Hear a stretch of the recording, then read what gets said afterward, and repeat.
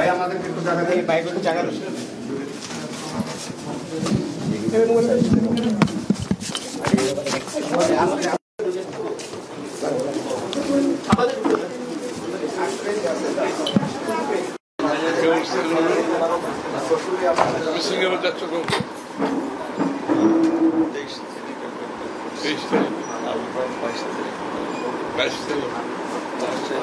এখানে আপনার হার্ট তিনটা ভেঙে 3 দিন এইটা এখানে অপারেশন করে নাই। এই অপারেশনের ক্ষেত্রে ব্রেন থেকে সিএসএফ পানি লিকেজ হয়ে ইনফেকশন হতো, এটার কারণে তো ডেথ হচ্ছে যে আপনার এই মুহূর্তে করতে চাচ্ছে। আর এখন যদি এটা না করে পরবর্তী এইখানে হাড়ের ফ্র্যাকচার আছে, হ্যাঁ ভিতরে ফ্র্যাকচারের ফলে ভিতরে যে রক এটা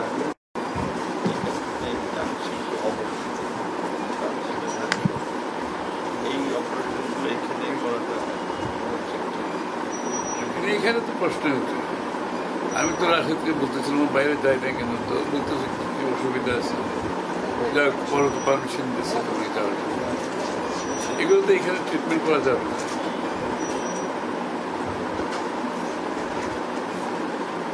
কঠিন ব্যাপার। আমি তো বাইরে আমি ছিলাম, বিদেশে ছিলাম, পরে আসলাম, আসার পরে আবার এই সময়ে আমাদের জন্য কাছে শিখছে। আওয়ামী লীগের আমলে আমার এরকম না এবং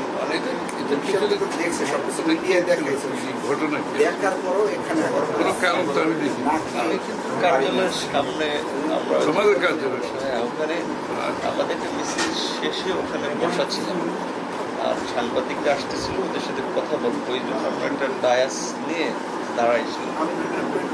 ওই দিক থেকে আর কিন্তু একেবারে ধাওয়াইয়া আস্তে আস্তে যারাই ছিল, আর আমি তো 7 জায়গায় বলতে চাইলাম যে আমার লোকজন আমরা কল্পনা করতেছি কোনো সমস্যা হয়ে যাবে, কিন্তু আমার কিন্তু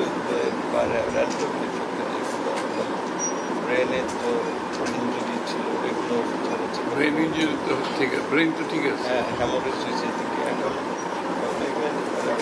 কেটে গেলে তো রক্ত বের হয়ে যেত, কেটে যায় না, যার ফলে ভিতরে অ্যান্টিবায়োটিক অ্যাবজর্ব হবে, কিন্তু এটা যদি কোনো কিছু ভিতরে থাকে তাহলে পরবর্তীতে আবার জ্বর হচ্ছে।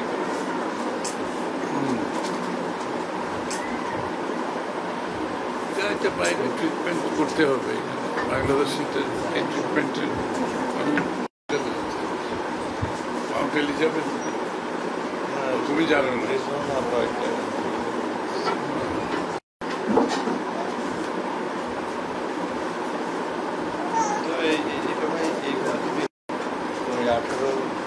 সালের মধ্যে যদি ইলেকশনে যদি আইন শৃঙ্খলা বা আইনে বিশেষ করে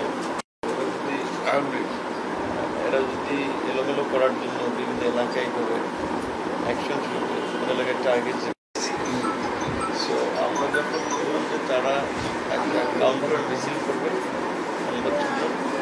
আমাদের ছেলে বলছে যে আমরা ওই সাংবাদিকদের কার্যালয়ে ঘুরে আসতে আমরা একটা মিছিল করেছি। মিছিল করে আমি চলে আসতে বসে এখানে বসার কিছু ছিল, আসতেছিল পথ, এর মধ্যে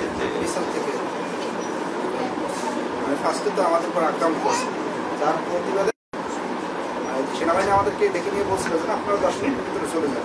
ওরা বলছে ঠিক আছে ভাই আমরা যাচ্ছি, আপনাদের জাতীয় পার্টির যারা নেতাকর্মী আছে তাদেরকে সরিয়ে দেন। ওরাও ওখানে অবস্থান করছিল, পরে তাদেরকে সরাই দিয়েছে। মানে আমাদের অন্যান্য নেতাকর্মীর গায়ে হাত সামনে দেখছে যে জিপি সংবাদ সম্মেলন ডায়াসের সামনে দাঁড়িয়ে আছে, দেখার পরেও তাকে মানে এখানে ভালো রেসপন্সিভ আছে। তোমার সাথে কথা হয়েছে ওই ঘটনার আগে? না না, আমাদের তো সংঘর্ষের কিছু নাই, আমরা একটা মিছিল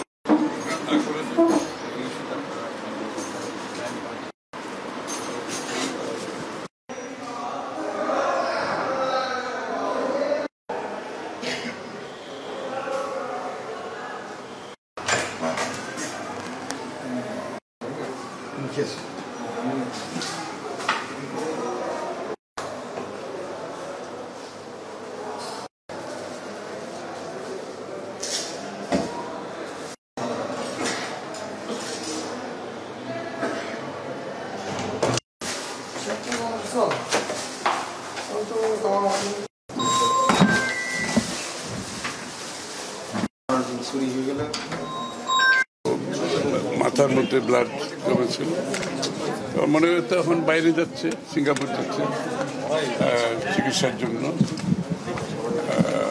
স্বাভাবিকভাবে মানে ওর উপর যেটা হয়েছে এটা তো মানে কঠিন ব্যাপার। এটা তো আসলে বাংলাদেশের রাজনৈতিক অঙ্গনে আমরা তো একটা স্থিতিশীল অবস্থা চাই। এই ধরনের ঘটনাগুলির মাধ্যমে দেশের মানুষ তো একটা স্থিতিশীল স্টেবিলিটি চায়। এখন বাংলাদেশটাকে তারা আস্তে ধীরে একটা গণতান্ত্রিক অর্ডারে ফিরিয়ে নিয়ে একটা স্থিতিশীল অবস্থার মাধ্যমে সকলের জীবন যাতে নিরাপদ থাকে, তো সেটা তো স্বাভাবিকভাবে রোজ যেটা বললো যে আমরা যত তাড়াতাড়ি নির্বাচনের মাধ্যমে দেশে একটা গণতান্ত্রিক দেশ পাবো, এই সরকারের একটা জনগণের সমর্থন থাকবে, যারা রাজনৈতিকভাবে শক্তিশালী থাকবে, সরকারের শক্তি যোগান তো জনগণের। তো সেটার অনুপস্থিতিতে তো ঘটনা এরকম ঘটতেই থাকবে, আরও বেশি ঘটবে আগামী দিনে। তো যত তাড়াতাড়ি আমরা নির্বাচনের দিকে গিয়ে দেশে একটা রাজনৈতিক পরিবেশ ফিরিয়ে আনতে পারবো, একটা নির্বাচিত সরকার জনগণের সমর্থন নিয়ে, যাদের সব রাষ্ট্রের সব অঙ্গগুলো যারা একটা রাজনৈতিক শক্তির অধীনে নিয়ন্ত্রিত থাকতে পারে, সেটা তো একমাত্র নির্বাচিত সরকার ব্যতীত সম্ভব না। তো এই ধরনের ঘটনা তো ঘটতেই থাকবে, কারণ এখানে জবাবদিহিতার এখানে সংসদ নাই, এখানে তো জবাবদিহিতার একটা অনুপস্থিতিতে আছে, এটা তো আমাদের অস্বীকার করার কিছু। এটার জন্য কাউকে দোষারোপ করে লাভ নেই।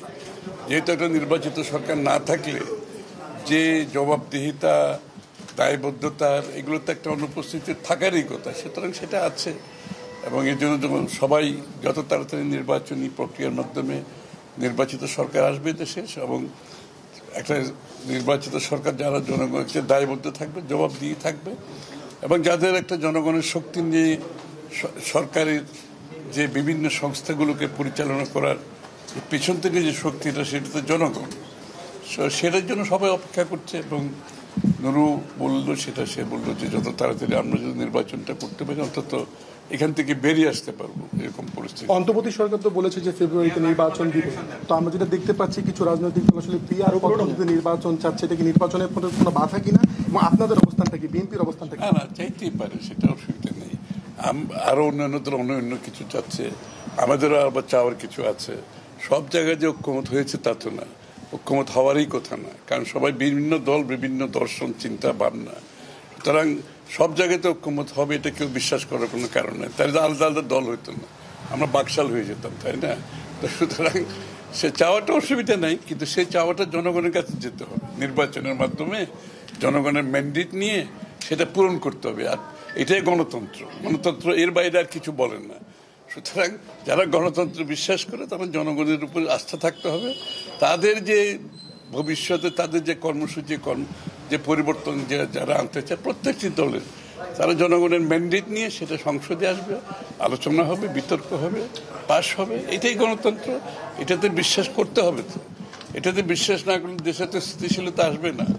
এটাতে বিশ্বাস না করলে আবার একটা পরাজিত শক্তির জন্য আমরা দ্বার উন্মুক্ত করে দেবো, তাদের জন্য তো আমরা স্পেস ক্রিয়েট করে দেবো, তাই না? তাই এটা তো বিশ্বাস করতে হবে। আপনি যেটা বললেন যে গণতন্ত্রের বিভিন্ন মত থাকবে, আজকে আন্দোলন করছে এবং আজকে তাদের কর্মসূচি রয়েছে, সেইটা কি নির্বাচন যখন ফেব্রুয়ারিতে আপনি বলছেন এবং গণতন্ত্র উত্তরণের পর খুব কাছাকাছি সময়ে, এতদিন সময় করেনি, কিন্তু খুব কাছাকাছি সময়ে এই ধরনের কর্মসূচি কি আপনি আসলে কি? সেটার উত্তর তো ওরা দিতে পারবে, আমি দিতে পারবো না। এখন তো দেশ নির্বাচনের দিকে যাচ্ছে, এবং এটার জন্য তো আমরা গত 15-16 বছর এত ত্যাগ স্বীকার করেছে সবাই মিলে। সুতরাং নির্বাচনের সাথে কোন পার্টির কি দাবি দেওয়া, এটা কোনো সম্পর্ক নাই। তাদের দাবি দেওয়া থাকতেই পারে, সেই দাবি দেওয়া নিয়ে তারা জনগণের কাছে যেতে হবে, জনগণের ম্যান্ডেট নিয়ে সংসদে আসবে, পাশ করতে পারবে, কোনো অসুবিধা নাই। কিন্তু নির্বাচনী প্রক্রিয়ার সাথে এগুলো কোনো সম্পর্ক নেই। কেউ যদি অস্থিতিশীল করতে চায়, তাদেরকে রাজনৈতিকভাবে এটার জন্য ক্ষতিপূরণ দিতে হবে। এর থেকে আমি আর কিছু বলতে চাই না। Thank you.